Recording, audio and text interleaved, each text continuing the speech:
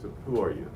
Well, my name is Christine Marie Chambers, and I'm the owner of Choppin Coppin, which is a jerk center.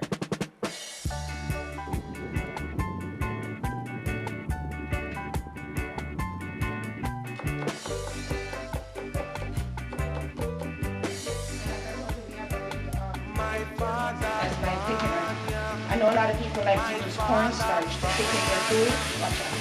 My grandmother Banya. My grandmother Banya. I and I Banya. I and I Banya. My leader Banya. My leader Banya. That's why I know it like the back of my hand now. No, I not. He gave I a message. Well, Choppin Coppin came about because of the gentleman I was dating. He had a passion for cooking. Their whole family, that's what they do, is cook, cook, cook. So that's where that last name Coppin came from. His name was Andre Coppin. You might notice on the flag here, there's a lot of messages to Andre. So it really started with him chasing his dreams, and I decided to stand by him. But then I guess he got burned out and decided he couldn't do it anymore, so I had to take over. And the Choppin came about because I just thought it flowed with Coppin, because I came up with the name because we wanted a jerk center, and we wanted to create that authenticity of the Jamaican food with it being done on an open flame. So.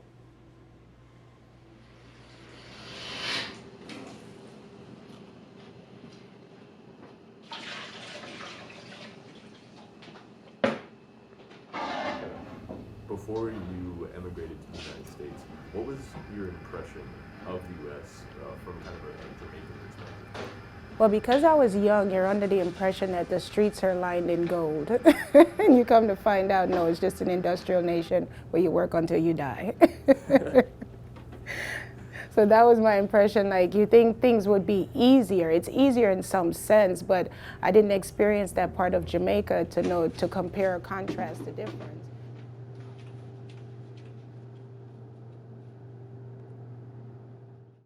Well, my grandfather migrated. My grandfather left Jamaica in the 70s and came to America seeking a better life for his family.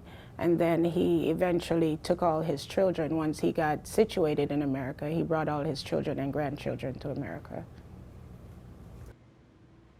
I was born in Kingston, lived there for 5 years. Then we moved back to, when my mom and my dad separated, we moved back to my mom's parish, which is Manchester, Jamaica, which is South Jamaica. Then migrated to Chicago, the north side of Chicago, which is called Rogers Park, on the other side of Evanston. Chicago, we are forced to blend and assimilate with each other. So with that said, I learned a lot about Greek food, I learned a lot about Mexican food, and that's why I have so much respect for other people's food and other people's culture. I've learned about spices that I didn't know about. So, like, what's your process for making the jerk chicken? The process for making the jerk chicken is first you have to make your jerk rub. Not everybody make their own jerk rub, but I do. So that's blending all your scallions, your allspice, get your chicken, you soak it, or whatever meat it is that you're jerking. We brine it for a while, and then you start to season, and then it goes to the grill. But not the same day. It's seasoned for a while first and sits for a while, then it goes to the grill.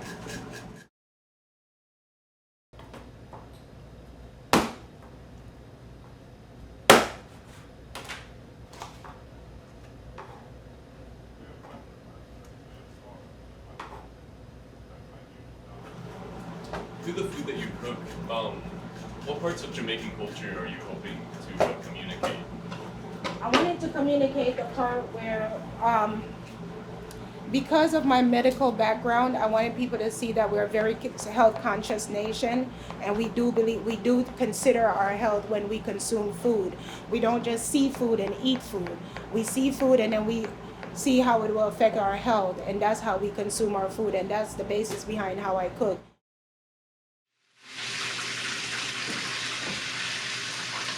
That's why you see so much ginger beer, ginger pineapple, everything, ginger and coconut. And as you know, the Asian culture, that's the premise behind their food too, ginger and coconut. So if you really check it, we're all the same people eating the same thing, just preparing it in different ways. A normal day is waking up at 6 o'clock in the morning, getting my muscles to start working because the arthritis is kicking in. I get here by 8 o'clock and then start cooking. I'm on 14-hour days, sometimes 15-hour days. I leave here at 9 o'clock. I just go home, take a shower, go to bed, and repeat. Got special curry chicken, like special jerk chicken. Was it jerk chicken? Yeah, one jerk, one curry, one All right, cash or card? Visa? All right, babe. Bad memories would be when I was left in it by myself. That's number one. Number two is trying to figure out my audience. Because when you don't know what you're doing, the customers will try to control what you're doing. And it's being able to take control. One of my biggest challenges, I'm gonna be honest with you, when you're a small business, one of the biggest disrespect you get is from your own kind. People seem like they respect a corporation more. But when you're a small business owner, because they have access to you as the owner, in a corporation, it's see the manager, see the general manager, then we work our way up the ladder. But in a small business, as you see, they're gonna call me directly. The problem comes to me, and then sometimes I don't know what to do. And like I said, some of the biggest disrespect come from our own kind because they figure we're of the same color, race, whatever they think it is. They think that gives them the room to disrespect you. Or then another thing I'm having a challenge with is customers always right. No, they're not. No, they are not. And it's so crazy because I had a customer one time that wanted me to add brown stew gravy to his ackee, and I refused to, and he got upset with me because it's my country's national dish. I refused to brutalize it or have somebody switch it to something else. Well, our national dish is ackee and saltfish. Ackee is a fruit. It's kind of like in the same family as lychee, but it has a buttery taste after it's cooked. That is our national dish. So it's ackee and codfish.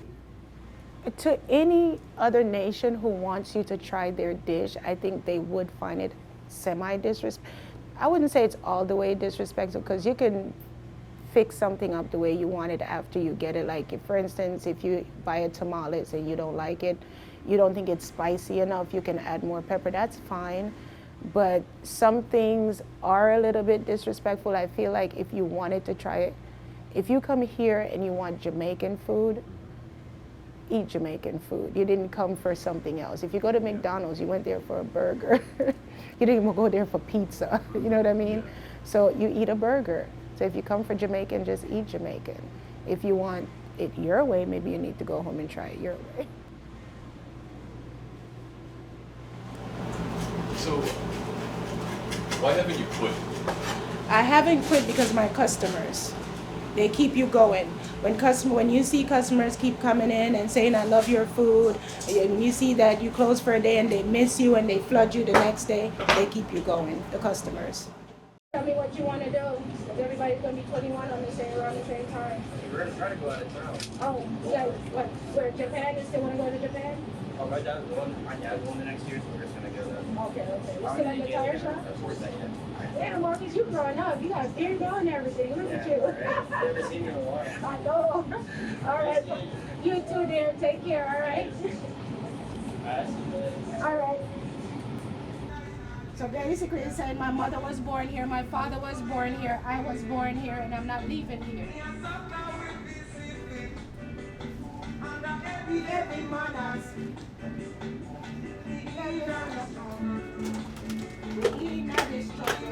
Well, what time is he coming back? He said after 5. Huh? He has to go to Amelia Island, so about 5 o'clock. All right, so I'm not going to do this now. Let's Yeah, put you can let it rest. some wrap over it. Okay, So, Papa. You done with the Cuban schools. Here you go, Mama. Lunch special. Curry. Thank you, my love. Appreciate you. 6 schools. You took away the 6 schools. So, I listen up